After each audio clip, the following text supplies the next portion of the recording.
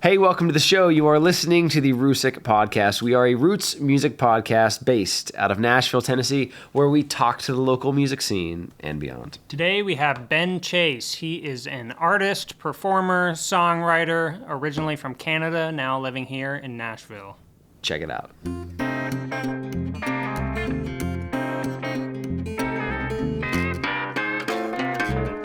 I was like, all right, let's go. So you're like, you're born and raised in Canada. Yep. What was this like your first experience with America and American culture was coming out to Nashville? Yeah, totally. I mean, I've been here. Like, I would come visit and stuff before I moved here.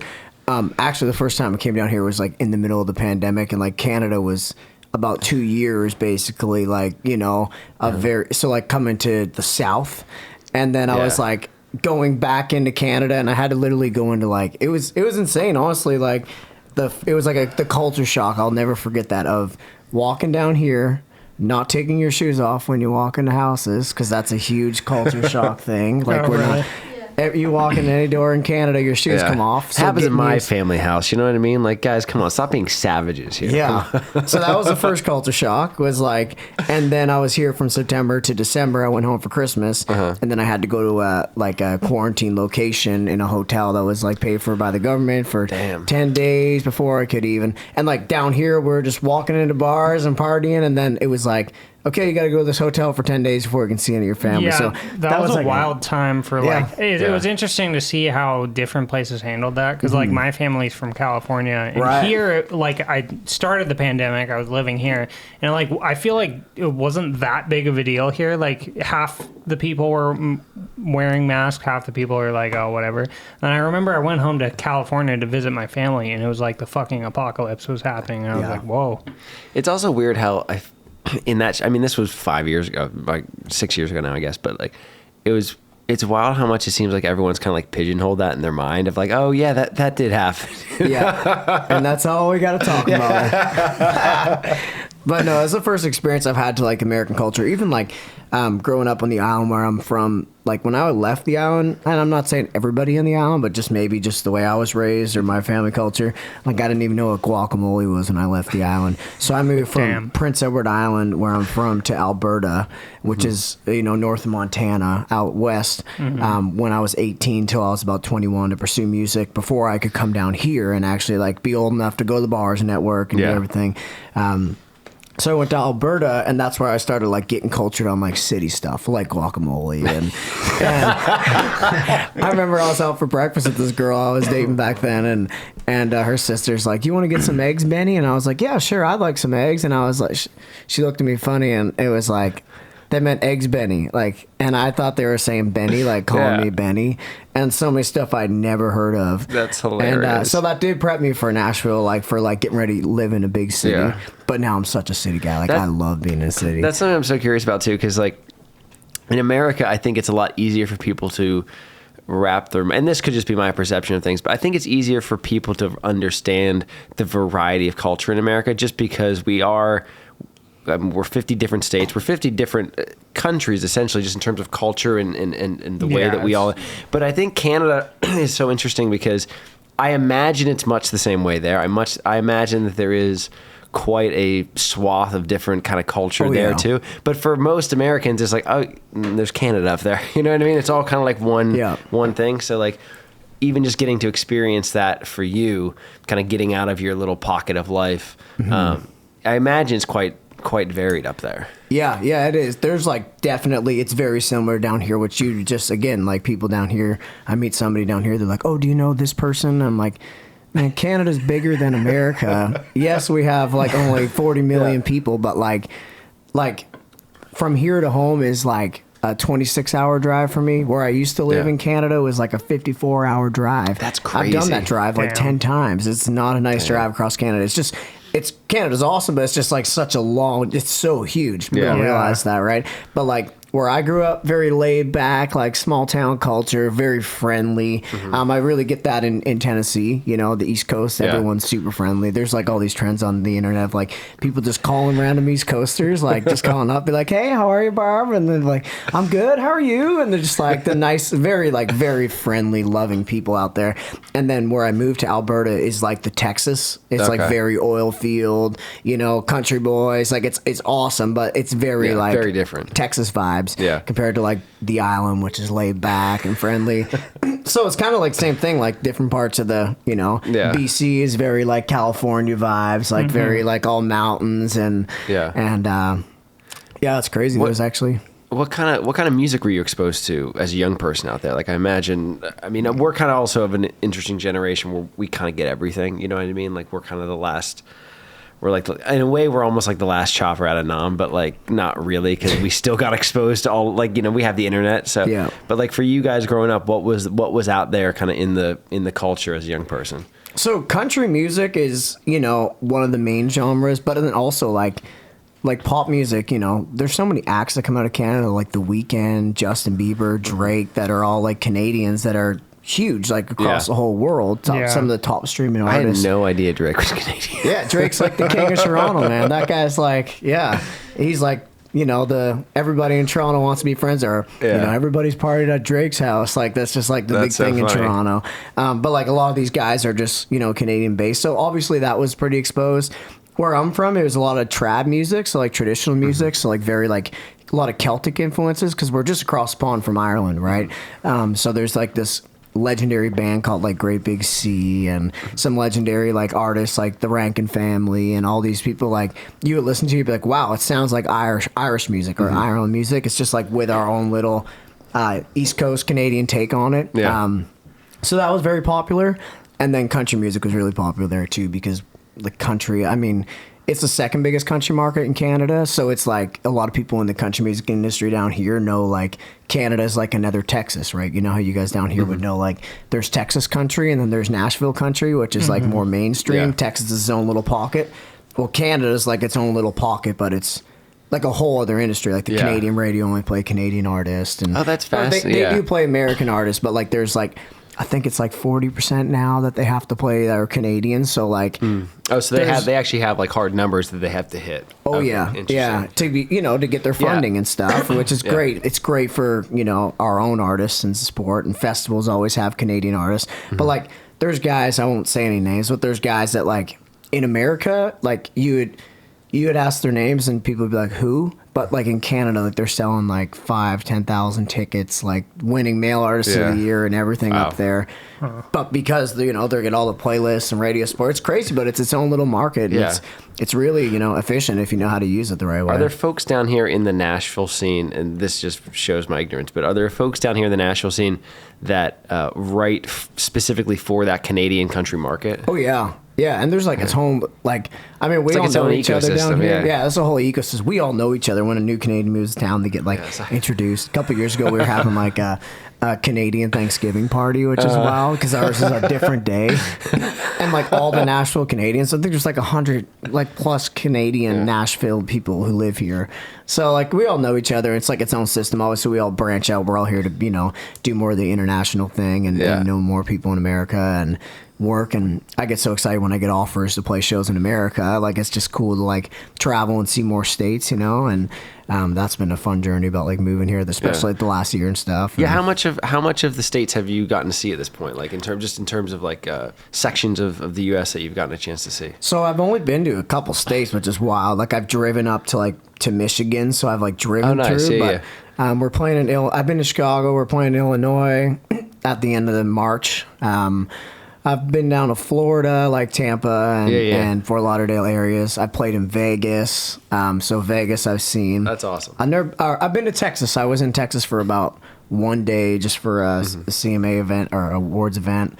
But other than that, like, still not a lot. But that's a good start right there. That's pretty solid. Yeah, that's some awesome. of the main pieces, but that's fantastic. I still want to see more of it. Yeah, I mean, I know. I'm sure so much of the world is like this in general, but I mean, America and Canada as well. I mean, they're just such geographically large places that like there's so much to cover here. I mean, you can spend. One of the things I feel most lucky about in life is I've just gotten to see so much of it just because of my life, and like that. I just think that's awesome because there's so many different cultures here. Like there's so many different like subcultures, and it's just such a beautiful place. So when you were growing up, like what was the music that like kicked down the door for you and be like, oh, I want to do that? I remember when I first heard "Live Like You Were Dying." I'll never forget hearing that song, and I was like, wow, I love the writing. And I'm a big lyric guy. Like, I know everyone's either melody or lyric when they listen to songs. I'm obviously a songwriter. I write songs almost every day during the week. And I'm more of a melody guy in a write, but I love lyrics. So I like working with guys that are really clever with lyrics. And I feel like that's probably a bit of like my language barrier because I like went to school in French, like did like French immersion school. Oh, really? Okay. So like, in the 8th, 7th, 8th grade, like my science and math classes were in French. Like, okay. So like you'd speak and think in English and like speak at home in English, but like educated in French, which is so interesting. Are you constantly doing that are you constantly having to recalibrate and translate in your head as you're going, or are you able to kind of separate off? Yeah, like I'm English, but like I was just educated in French from like, a young age. So it's interesting if you think about it. It's like I don't ever think in French. I have French buddies. I can speak French with them, but it's funny because like in write sometimes I'll say words backwards, and that's just because my grammar sucks because I was learning it in French, and French everything's backwards, right? That's funny.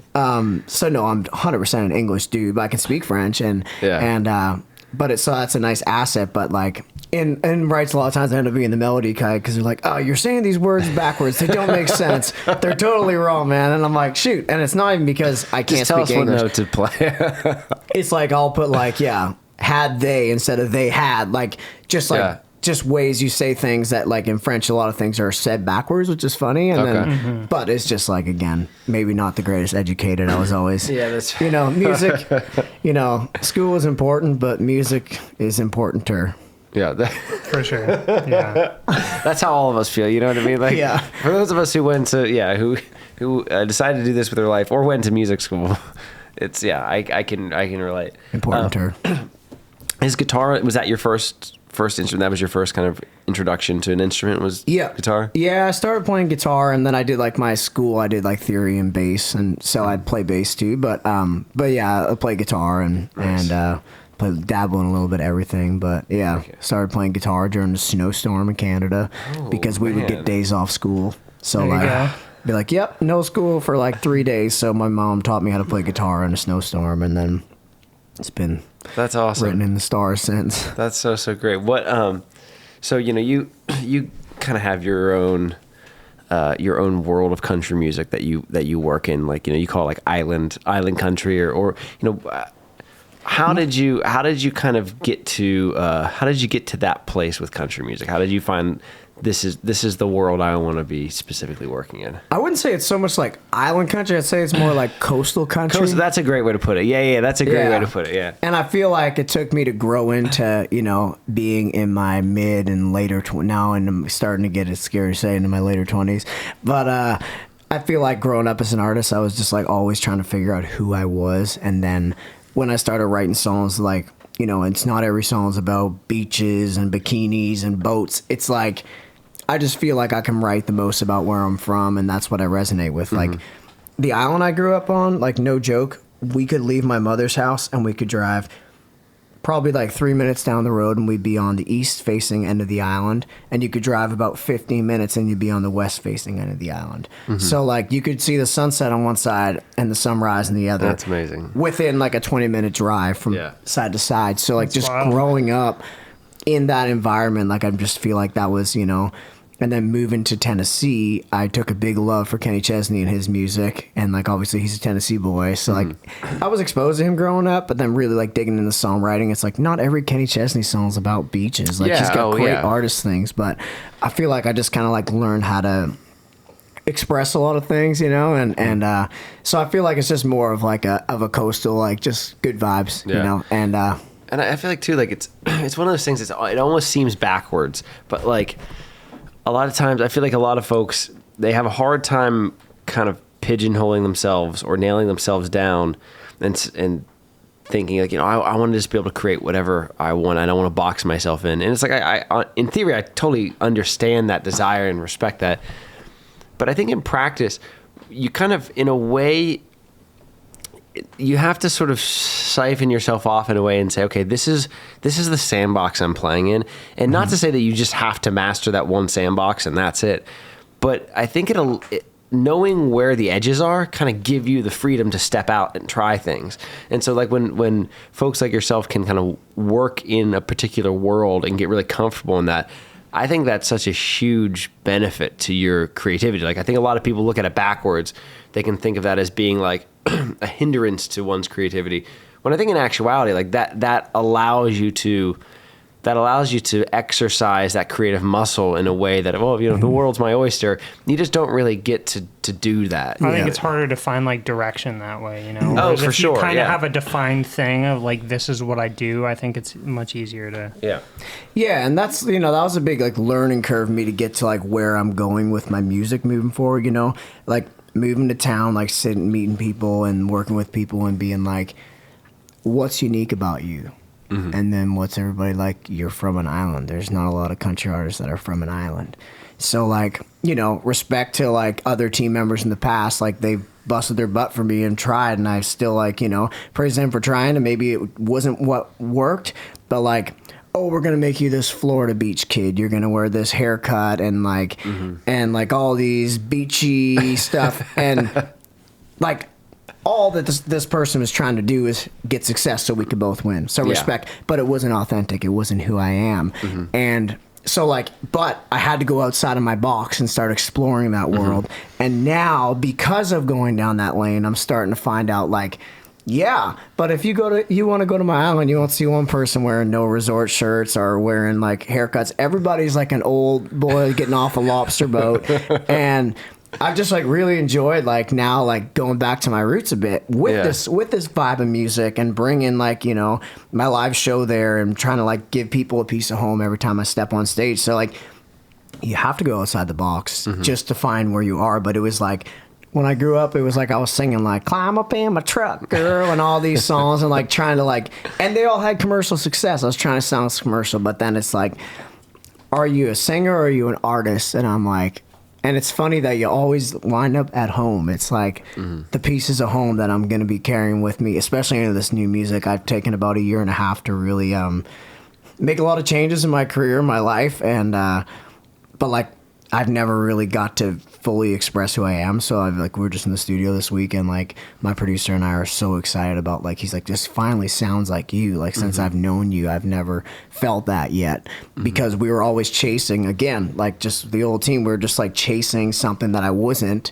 And not accepting that and just being like, it has to work. It's like, no, we could look at other things and like I could be myself.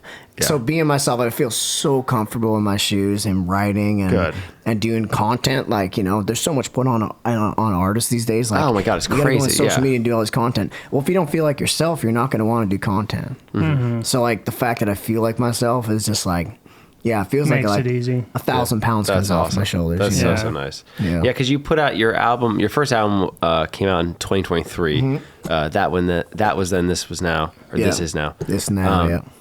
When you put that out, what was kind of the what was the temperature in the water when you were doing that? Like how did you feel with where you were at? Like why then to make that album? I guess. So I'll tell you, it's like this is all. I love the music business. I love the business side of it. I love being on stage. That's my favorite thing to do. I'm a performer more than anything, more than a writer, more than a businessman. I'm a performer.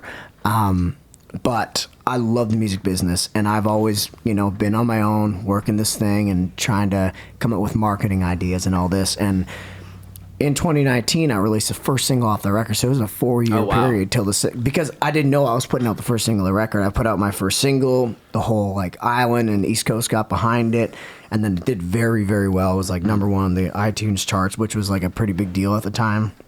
It's kind of like phased out now, it's streaming, but back then it was a pretty big deal and a lot of hype and playing a lot of festivals. And then some of those songs like that In My Truck Girl song I was telling you about, those like shaped me, and that's what people started seeing me of, because they were good commercial songs. And I was working with a producer named Maddie McKay in Calgary at the time, in Alberta where I was living. So then I moved to Nashville, and we had like 9 songs we never made into an album. And some of these were like, at the time, my greatest hits, because like people come to a show and they want to hear those 4 or 5 songs that did well. Sure, there was a couple that flopped, but there were some that did really well. So when I moved here, I want to make an album, and I want to start like showing, because I've been writing for like during the pandemic, man, we were writing like 1-2 Zoom writes every single day. So I had like 200 songs to pick from. So I was like, I want to make a new record.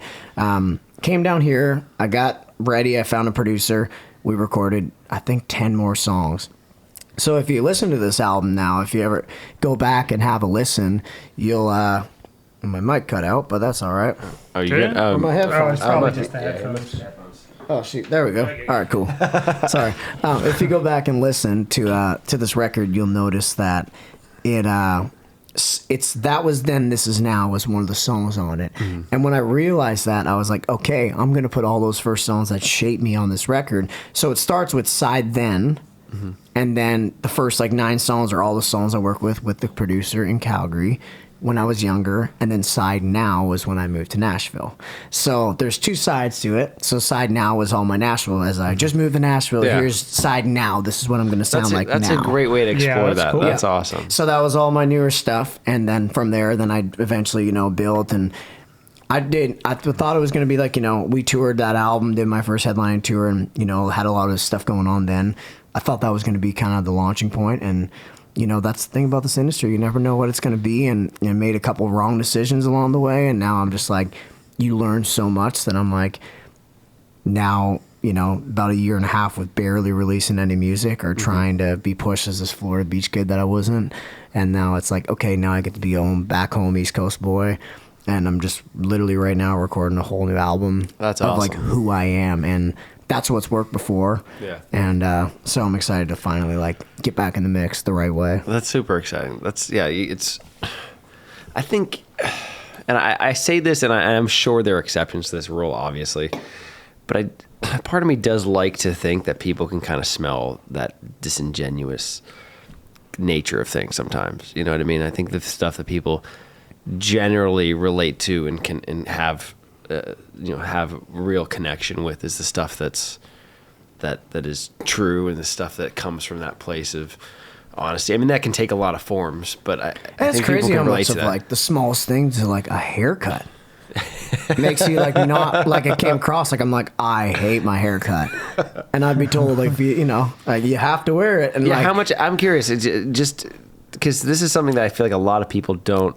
It's a bit of a peek behind the curtain for some folks, because we have listeners who are in the music world. We have folks who are vastly outside of it. So for folks who aren't really in that world, like how much of that image is dictated by, how much of that brand image is dictated by the folks behind the scenes? a lot more than you'd think. Yeah. And when you're an artist, you want to be a good client, do whatever. Oh, yeah. People with proven track records are telling you, so you're trying anything, you know. So I'm like, yeah, I'm going to be a good client. I want to give the top. I'll do whatever it takes, So I feel like that's just what you learn along the way. And again, respect to them. They're just trying to, this is what's going to work. They worked really hard for me. There's no denying that. Like, it was, you know what I mean? At the end of the day, when you look at it, it just wasn't working. And I think that's a hard feeling for people to kind of wrap their mind around. Because like you're saying, you can simultaneously feel like something is, like, this isn't me, kind of had that sense of discomfort, whilst also acknowledging, okay, like these people are working their asses off to try and get this, to try and make me work, And so I think it's because I've been in that situation as well. It's a weird feeling because you have this sort of double-edged sword and you don't really know how to swing it. I think that's something can be kind of tricky for some folks to wrap their mind around. Yeah, it's super interesting, and it sucks when you find people who like want to work with you. Like when I moved to Nashville, I found someone who I thought was like my true champion and still was, like, at the time was working so hard for me, but it's like we definitely had different visions of where I had to go, and like sometimes you just can't meet and accept, and it's just like, okay, well, good luck, and I hope you find that artist that gives you what you want to do, because you are great and you work hard, you know, and props to you for like working so hard. Yeah. But like, that's not who I am, and I can't be made into somebody I'm not, because it's coming across. My content's flopping. People aren't supporting my music. Like, people can tell it's not me anymore. And even as a writer, like, I was releasing songs that I didn't write, which I'm a songwriter, and I pitch to other artists and myself. So I believe the best song wins. If you send me a song, or you send me a song that was like, Ben, this song is so you, and I was like, man, that's got, like, it just feels like home. It feels like me. I'd be like, okay, yeah, I record that, even without having a writer credit on it, because I still believe the best song wins. But like, sometimes, like, now recording songs that I've written over the years and always believed in, like, I'm so excited to do content. I'm excited to go play shows. I think it's gonna really like resonate with people around me, you know, like the real authenticity. Yeah, that's fantastic. You know? That's a hard place to get to. I mean, some folks go, I don't think there's ever like a finish line you cross with that kind of thing, because I think that the goalposts are always moving, you know. But I think that's just that mindset alone is a hard place for some folks to get to, because it can be like, especially for folks who kind of have that like type A personality, whatever you want to call it, which I certainly fall into that category, you know, where it's like you want to be able to go from A to B to C to D and like kind of check all your boxes along the way. That can be tricky to like get to that place of acceptance and just be like, you know what, I've just got to do what I got to do. Yeah. So I will get off. I swear to God, we'll get off the Canada thing. But I'm curious. So like, no, that's fine. Most American people want to know about the Canadian stuff, so I'm like, yeah, I'll tell you. You know, I've been in it. There you go. So we've known each other a while, and we actually met through jiu-jitsu, funny enough. As I feel like a lot of we've had a few folks in that world kind of creep up on this show over the time we've been doing, which is funny. But I'm curious, what's the Canadian jiu-jitsu world like? How is that all different than here in America? Man, it's like, you know, I go home and I'll get like smoked by some guys. Like, there's some incredible black belts and high level athletes out there, you know, and I grew up in that world because I was like a provincial, you know, wrestled nationally and traveled across Canada in high school. And then I was always traveling and wrestling. And then I kind of transitioned into like the jiu-jitsu MMA gyms until I moved to Alberta. It's still the jiu-jitsu in Alberta and stuff as I grew out of it. But like, there's like where I'm from, Atlantic, Canada, like there's some like super high level jiu-jitsu coaches and athletes out there. Like, I remember, you know, I recently seen like a buddy of mine who I grew up with, like, get his black belt, which is really cool. And like we started training together, like his white belts, like back in like 2000, I want to say 2011, I would say is when I started dangling with jiu-jitsu, because I was in wrestling and we would like hear about it. And we're like, we're wrestlers, we can beat the jiu-jitsu guys. So we always wanted to go in and dangle with it, but I started wearing a gi in like 2012, and then I was like, okay, I like gi, which is crazy if you think about it. It's already been like 13 years since like those days, like when I was like learning about it. But back then, like being a blue belt was like a crazy deal. There was like no blue belts, and there's only like, I think, don't quote me on it, but only like I'll just say a handful of like black belts in Canada at the time. And like how much the sport's grown is crazy. That's amazing. There was like a couple like very big staples on the island that like, you know, really helped, you know, grow that in Atlantic, Canada. And there's MMA promotions out there. There's like so much. It's huge out there. Yeah. So to watch it grow, but it's been cool, like, you know, to like see the whole sport grow and then come here and also find community through that. That's like always been something that I've loved, is just like making friends. Like everybody I know in Nashville is in the music industry. And then you can't escape it. It's like but now I just like, you go to the new gym and you make buddies outside and in. Obviously Nashville, every gym has a couple of music industry buddies, and so that's the Canadian world is super. You know, there's some really good athletes out there. I mean, look at like George St. Pierre. Oh, yeah, that's one of the goats right there. I put him up there and like the greatest of all time. All right, a quick pause to tell you about something local that I really believe in. Our friend Joe just launched Neon Belly MMA in East Nashville, and I'll say this, I've known and grappled with Joe for years. He's been my Muay Thai and MMA coach for a while now, so when I tell you he knows what he's doing, I'm just a little bit biased. It's a community-focused martial arts gym offering group classes and personal training for folks of all experience levels. What I respect most about what Joe's building is that it's not just about fighting. It's about learning real, practical self-defense while also improving your mental health, pushing yourself physically, learning to think under pressure, and doing it in a safe, inclusive environment with good people. If you've ever thought about training but felt intimidated, this is that entry point. And right now, they're doing 2 great promos for listeners of this podcast. The first 20 people get 2 weeks free, and if you sign up with a friend, you both get your second month free.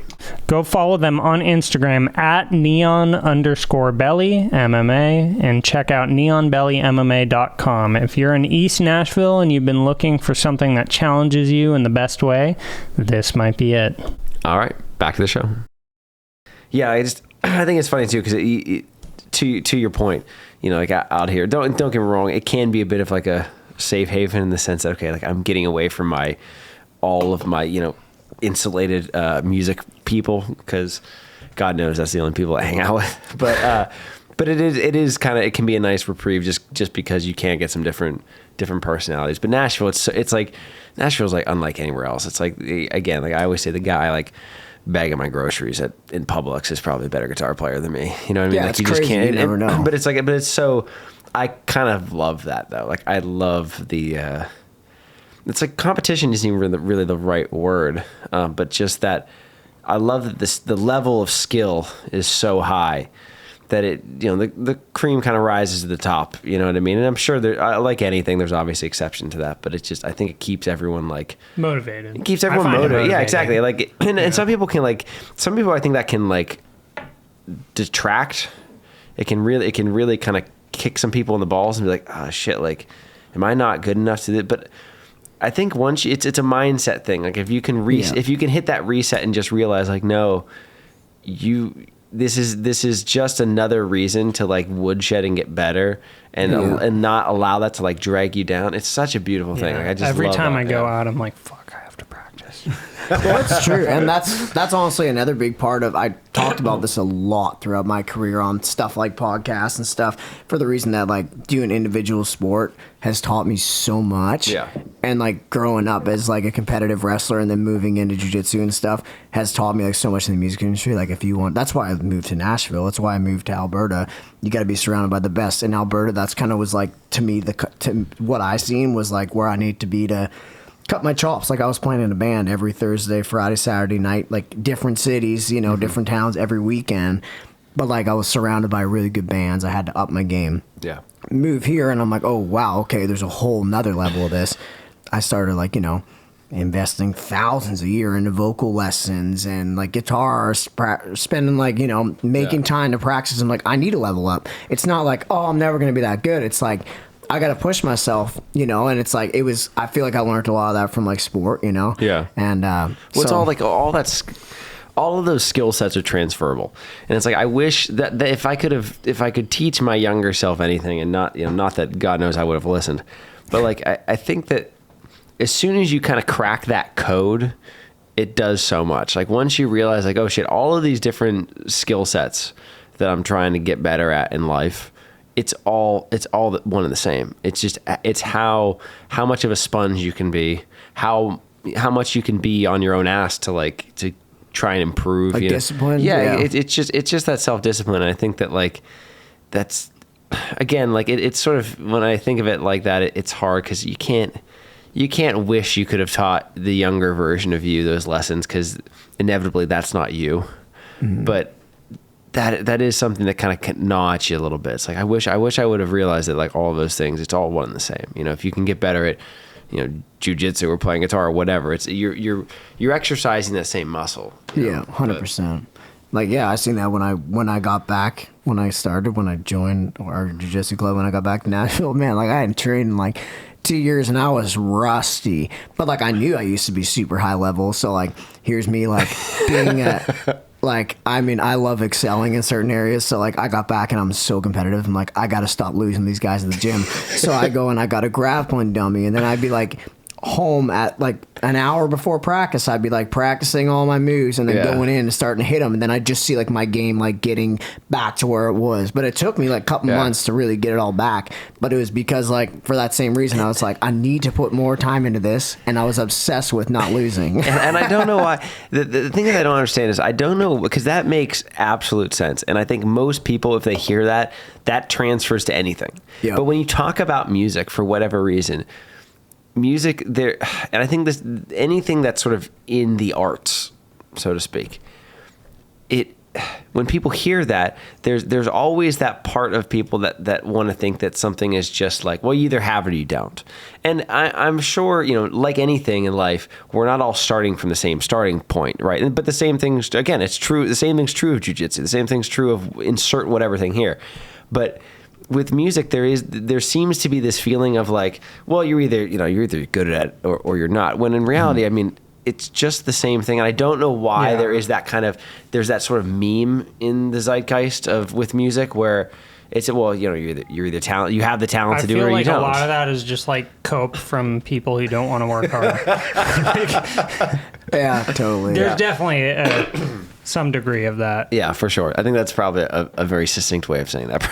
But, yeah, I don't know. I mean, yeah, I think it's definitely, first impressions mean so much in music. So like sometimes, maybe you're not ready for the first, or like you get a first impression before you've improved too. And then people always have this view of you not being good. Like I've seen so many people get so much better in like, I have friends who've come down here and started playing Broadway that were like, I'll just say, I always thought they were just average. And I'll see them like 2 years later. I'm like, holy, you put in your hours and you've gotten good. I have friends who were like fair singers when they're 17, 18. I'm one of them, man. You should hear I'm not a singer.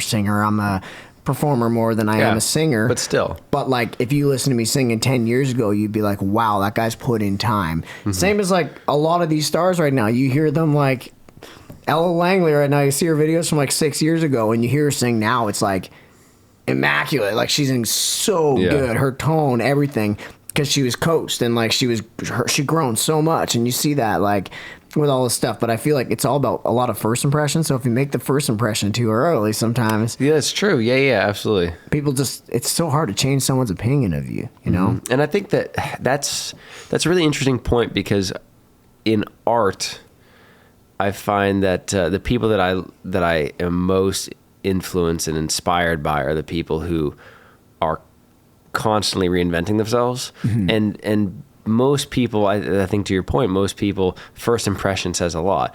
All of my favorite artists, whatever world they work in, they didn't leave the best first impression on me. Like most, and I've talked about this with Brian. Like most of the stuff, most of the art that people have that I've been exposed to, that I love more than anything in the world, my first reaction was like hold it at arm's length. Like what is this? Not for me. Not for me. And I think that I think that in and of itself is a skill set, to be able to revisit something and be able to take in that kind of first impression of things and reassess something in that fresh way. That's something that I think is also a skill that people can work on, and that's hard. That's because I think it's really counter to the way we are as people. And you see, like the most successful artists do that all the time. It's like, here's a new cycle, everything's different, all the branding's different, the colors are different, the songs are different, and it's like it doesn't get stale. It doesn't always sound like the same thing. Yeah. And I feel like that's what I'm really excited about, just like moving forward in music in general right now. Like personally, I'm just like so excited for this next chapter of so much crap and just ready to be myself. And it's just, that's going to be the new era. I love it. I hope it sticks, and hopefully get a lot of people back, It's hard, and the confidence, like imagine being like, well, right now is, what month is it even? March. Yeah, we're in the beginning of March. Yeah. Crazy. March of last year, I would have had over 100,000 monthly listeners because my songs were all out on playlists. And then I made some big career decisions, haven't released music for a while. I'm probably have like 7,000 monthly listeners. Sure, if you put 7,000 people in this room, it'd be big. But like to see you go from like having 100,000 people listen to you a month to go to like 7. And to trust that process and to trust like, no, this is what I should be doing. Yeah. That's hard because you gotta know, okay, if I stay the course, it's going to be okay. Sometimes you got to take a step back before you take to make a step forward. And like, I know that's all they'll come back as long as they, they're ready to listen when I release something and it's good, which I'm confident it will be.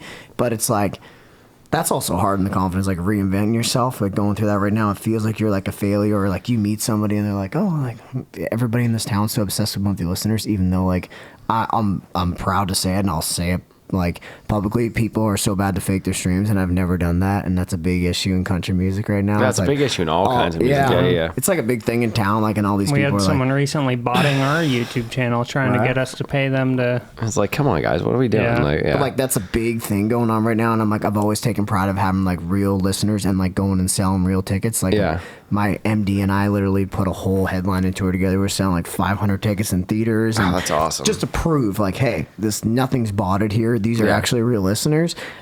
So like to see that number drop hurts. But then I'm just like, I can't wait to come back and like get some, viral videos and then get back in the mix. Yeah, and life is this. It can't just be this the whole time. Like otherwise, like, what's the fun? You know? So it's kind of like going undercover for a little bit. You know, there you go. No, that's great. That's fantastic. So you just gotta work and take a lot of time like deciding songs and yeah, dude. I had to say, and I didn't want to bring this up this early in the show, but I had to say, I'm really sorry that we beat you. That we beat you guys. I'm so sorry. So now you're gonna talk about it. You're like, nope, we're moving on. Nope, not a conversation I'm having. I'm sorry I couldn't be there for the. I'm sorry I couldn't be there. You gotta for say sorry. So I'm sorry I couldn't be there. No, I know next to nothing about hockey. So my family's all from Pittsburgh originally. So my family's all big Penguins folks. Fans. So like I'll watch the occasional game, that kind of thing. But like I know I'm not a hockey guy, and excuse me. And this is my only exposure to hockey in this entire past year has been like that game, and then everything. You know, my gal's been telling me everything with like the drama of the hockey, like the men and women's hockey stuff. That is been my relationship to hockey for the last 12 months. It's just like those two things. Man, that's crazy. Like, a lot of my Canadian buddies did text me, like, our American buddies being like, haha, we won, and it's crazy. Like, how much that game means to Canadians. Like, I'm sure. Yeah. And it's wild to, to see the way that went down. I'm not going to comment who the better team was. I love living in America. You can say what you need to say. But it's so interesting too, because like the captain of Team America is the captain of my favorite team, the Toronto Maple Leafs. Like, he lives in Canada. He's the captain. Okay. That goalie, the reason that America won, respectively, is the goaltender for the Winnipeg Jets. Like, so so many of these like guys are the faces of Canadian franchises. Oh, that's so interesting. But they go back and I play always for find their it country. funny, like just the Olympics in general. Like, you look at the teams, and like half the people aren't even from the country of the team that they're playing for. Yeah, 100%. Like in all the sports, it's like I feel like that's. And then Brady Tkachuk, who's the other big player. He's the captain of the Ottawa Senators. Oh, okay. So, like, there's a ton of those guys that are, like, they play and represent Canadian teams. But, like, that's part of the sport. If it was football, it'd be this. Or, well, there's not really a lot of Canadians in football. But yes, but it'd be the same kind of thing. Similar kind of thing. So, it's interesting to watch, so that whole thing. But what I will say is, like, that was probably the best hockey game I've seen in 12, like, since the last time it was played, the Olympic hockey best on best. So, like, even though Canada lost, that was so good for the sport. Because, like, I mean, if I had to say my favorite sport, it's probably MMA. Like, I love watching UFC. I'm a UFC geek. We had some good fights yesterday. I can talk UFC all day, But my second favorite sport has always been hockey. I'm learning more about football, more and more all the time. I haven't picked a team yet, but we're working. Go Steelers. Right, that makes sense. I've heard that a couple times, but I haven't picked a team yet. But I'm learning how football works. But I I think it was like good for the sport in general, like to when all eyes are on that. Like it's like a UFC 300. Like it does nothing but elevate the sport. Knocks out Justin Gaethje 1 second left. That's so good for the sport. So it's like people were like, wow, that game was so entertaining. Like everyone's on their edge. Like USA's goalie's standing on his head, saving everything, and they're like about to steal the game, and they do. So like if anything, Americans are gonna watch the next one in 4 years. Just elevates the sport. That's really. that's a great mindset to have for it, because anything like that does, for the most part, anything like that does elevate the game is, I think, a good thing. Like in any sport, like there are those kind of cultural moments that for whatever reason they grab us. But like, I remember, I've told this story before, but I very similar relationship to football as with hockey. Like I've watched a lot more football than hockey in my life, but I watched the Steelers get out of the season or the playoffs or whatever, then I check out. But I remember years ago when we lived in Boston, I used to work as like a bouncer door guy for this bar, and I was sitting there, and it was like dead day. Like there was one couple sitting in the bar, and that was it. And they were from England. And another couple came in just by sheer happenstance, sat down next to him at the bar. Only 4 people in the place, and also from England. And they were watching an American football game. And the folks that were in there had been living in America for a little bit and become big American football fans. And the couple that walked in, they were like, I don't understand this. Like, explain American football to me. And it was funny because over the course of 10, 15 minutes or whatever, they're explaining because for them, their entire context of this is just it's an altered version of rugby. You know what I mean? Like they're looking at it through that kind of rugby lens, and they don't get it. And this couple was explaining to them why American football is amazing and why they've fallen in love with it and like why they think it's the coolest thing in the world. And like I'm standing there at the front of this bar, like I'm ready, like I'm hearing the national anthem playing in my head. I'm like, Eagles are flying over. I'm like, fuck yeah, football's great. And it was just a funny moment of because it's just one of those things I've kind of taken for granted all my life. Yeah, it's a fun sport. It's an interesting sport. It's not again, the only sport that I'm really ever on top of is MMA, but like I can sit down and enjoy a football game. It's a fun sport to really get into. But yeah, it's cultures, like that's the difference too, right? There's so many different sides of like that, like being exposed to football. Like we don't have a team.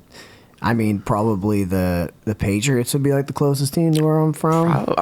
There's not a team in name, right?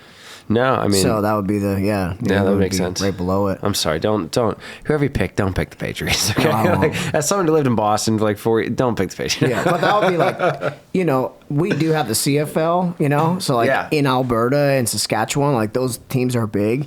It's obviously like a little bit different rules and stuff. I'm pretty sure, but like where I'm from, the East Coast of Canada, there's no football. So like. Interesting. The closest team would be like 12 hours, so like people just don't watch it. How's baseball in Canada? Because so as a kid growing up, I was a baseball player. Like I love baseball. How is the culture with baseball in Canada? I think it's pretty popular. We do have the Blue Jays, our one team, so everybody mostly cheers for the Blue Jays. So like this year, their big run. Like I don't watch baseball at all, but like.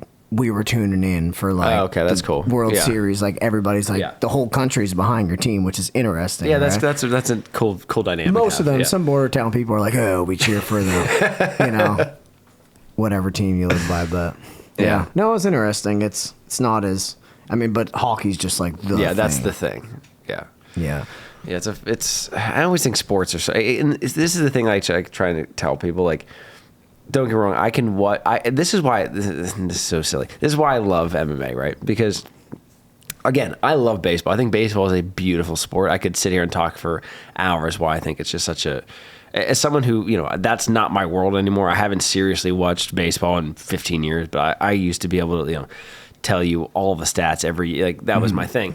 And the thing that I think is kind of beautiful about MMA is like all other conflict escalates to MMA. You know what I mean? It's like when somebody gets pissed off at the pitcher for hitting him, like, okay, we're now in an MMA match. It's the same reason why with hockey, like, I can't stand, and this is just me, it's like this the might be in America. Of all sports. It's like I can't stand the fighting in hockey. I think hockey is a fucking great sport. I love watching hockey. I think it's just I can get so invested in it. I think it's such a fast-paced sport, but I can't do the fucking fighting in hockey. I'm like, guys, come on. Yeah, it's kind of like.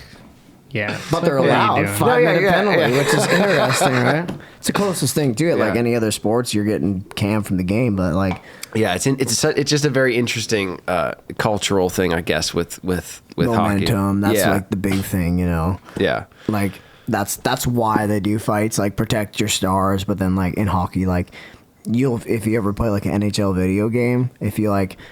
Let's say like your lines, like this is the example of why fighting is such a culture thing in hockey. It's like, let's say your guys are out and they're tired, they're trying to score a last goal. Well, if you're playing an NHL video game and you drop the gloves and you win the fight, well, your team's stamina just went all the way to fully maxing because everyone's hyped, they're all excited. I gotcha. The other team lost the fight, so like everybody's fired up. So it's like amp everybody up if you can not one punch the guy. Your whole team certainly entertaining as a viewer. Anything like that, I just kind of roll my eyes at. But I get it. Like I understand how that can function. You watched a lot of hockey in California growing up. The 3 teams. I played hockey. Yeah, I mean, like that's crazy. I never really I've never really watched sports that much. I was never into watching it, but I played a bunch of sports. I played hockey for a few years. It was fun. It's like California has the most teams of anybody. Any Canadian province or state. They have 3 massive. teams. California, it's the same thing with baseball. They have because they're just so huge. Like, true. Yeah, they've got California has some great teams. Oh, I guess New York has 3 teams too. Never mind. Yeah, no, they don't have to. My bad. New York has 2 baseball teams too, so it makes sense. But yeah, I just think it's funny because it's like all of this. I also just love the science of fighting. I think it's fascinating to watch. Like I love that. I mean, it's never ending, and there's also just like I love that it's been a 30-year experiment essentially at this point, and we still haven't cracked the code as much as the skill set has gotten more and more and more refined. We're still figuring out 100% things that work and things that work better, Yeah. But that's all right. But that's what keeps life fun. Same thing with music, It's never ending. What what do you got? What's kind of cooking right now? What have you got going on? So like I was saying, we're just recording my next album, which is exciting. So just like working right now, we just got out of the studio and just super excited about that. Just like reinvent myself. So gonna start like for re-releasing music. I'm excited to see the response to the new stuff just from not being in the mix for a while. Do you get nervous when you're putting new stuff out? Like just kind of how is this gonna be received? I feel like after taking like this is the second time I've done this of like the reinventing year off ish. Last time I did it, it was a great response, but then it was like not bought so well because it was trying to push the Florida Beach Kid thing, and then now, but I'm like Now I'm just like, instead of like attacking it from let's put out one song, we're like, instead of dragging myself through the mud and being dead tired all the time, we're going to stack everything up. So we're recording the songs, we're doing the content, everything, so that I can like breathe and still write songs. Okay. So like everything's ready to just go on my phone, upload, there's a new song posted or uploaded. Yeah. There's the videos, they're all shot. So I'm not like, oh my gosh, like I need to come up with all this content this week on top of trying to write today. I got to make a TikTok video. Like it's all going to be pre-done. So that's kind of my strategy. At least do it throughout the summer so that I'm like still able to travel and enjoy life a little. Like I like going to the island in the summer. It's so nice there in the summertime. So like just trying to like take a little bit of load off myself independently. How are you with content and making content? Because to me, like for whatever reason, something like this show, making content for this is more like it's work and you got to put time into it, right? But it doesn't feel like pulling teeth. Whereas like when I have to make content for like music shit, I can't stand it, right? And I know full well that is my cross to bear. That's my issue. You know what I mean? So like for you, what's your relationship with that kind of thing? As an artist, I feel like I liked it. I used to like it a lot more, but like everything in this industry now is like triggered towards your results in social media. So like then you're gonna get more if you're doing well there. So that was a big learning experience. Again, back to like when I was pushed as like somebody I wasn't comfortable being. I hated content. I hated every second of doing it. So like I'm excited to see where this chapter goes because like I again, when you're not releasing music and stuff, you don't really gotta be posting. Yeah. So now I'm like, I'm excited to do it, but like that last year when I was releasing those, like I do like they were good songs, but just like it wasn't me. Yeah, it just doesn't. The whole vision, everything, and the haircut. The haircut was. What kind of haircut was it? I'm curious. It was like that, like bangs, but I don't have even a good hairline, you know. Like most of the guys my age are half bald because they've been lobster fishing their whole lives and wearing ball caps, and that's what I always did. Like that's just normal to me, you know. I don't have an issue. Like you guys both have wearing hats, but you're probably not going to see me. You know, you see me on the mats. I have just a big mop of a haircut, but that's just like because I'm just like I don't care. Yeah. But yeah, it just definitely didn't suit me at all. All my buddies would just chirp me all the time, like it just looks so terrible on you, and it would just get with your head. You should just get into the wig game for like content, and then you could do like a tour of different genres. So get a bunch of wigs for different genres and try and see like what sticks. You know what I mean? Like what really. One thing I want to ask you too, give me the rundown on the whole Family Feud situation. Yeah, I want to hear how that was because that was crazy. Yeah, it was cool. So like same thing as like radio and playlists. Like we have like Canada's Family Feud. There was like a Canadian Big Brother. There was like there's Canadian versions of most of these shows. Canada's Got Talent. Like there's all this stuff. So yeah, my family and I got on Family Feud. We applied and got on the Family Feud Canada and went there and we won 3 games. We won the first 2 we smoked them pretty good.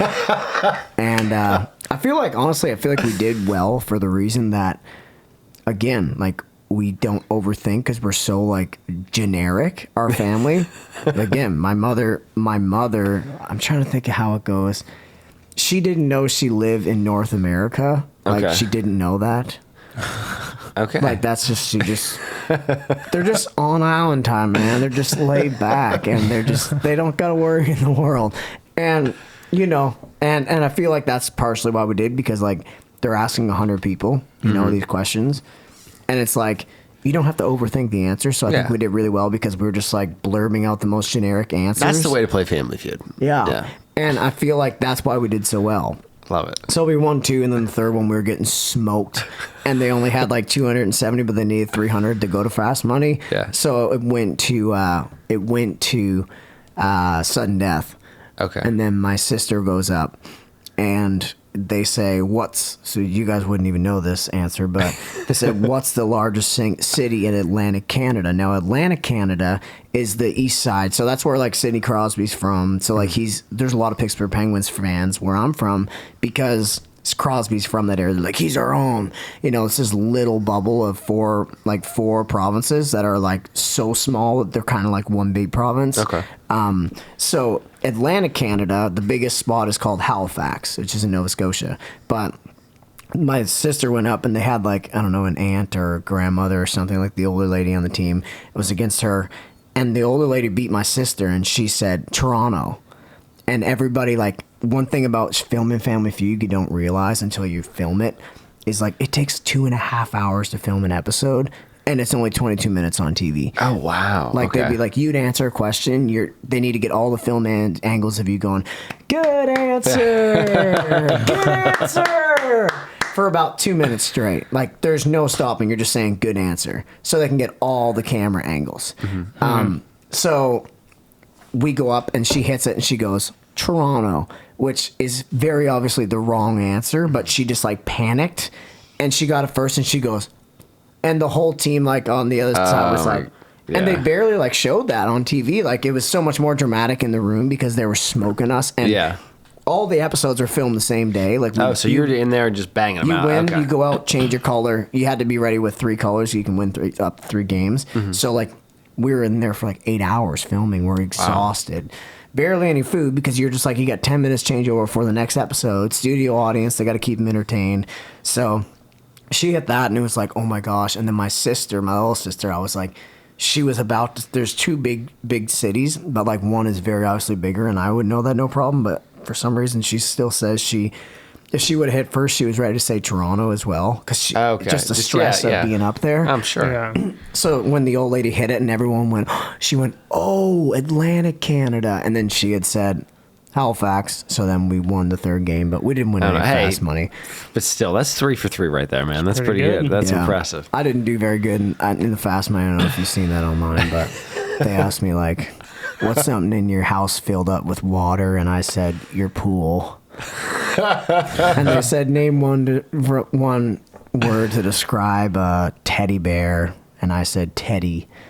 You know what? You live and you learn. You know, you live and you learn. It's so stressful. That sounds stressful. Yeah, it was like super that's just hard. A game show sounds like such a weird. It sounds like hellish. Yeah. My obviously here in America we have Steve Harvey now does our Family Feud. Yeah. No more Dickie Dawson after all these years. But my brother, for whatever reason, my family, we like playing Family Feud just like at the house. Yeah, that's why you told me. And that. my brother, I think I've told you this. My brother Roark, who is hilarious, he hosts every time we play the game. So like whenever cousins or aunts or uncles or whatever are over, we'll play a big game of Family Feud, and he will host as Tommy Wiseau from The Room doing an impression of Steve Harvey, and it gets very meta, but it's quite entertaining. So that's my relationship to Family Feud, is just experiencing my brother. With your family. Yeah.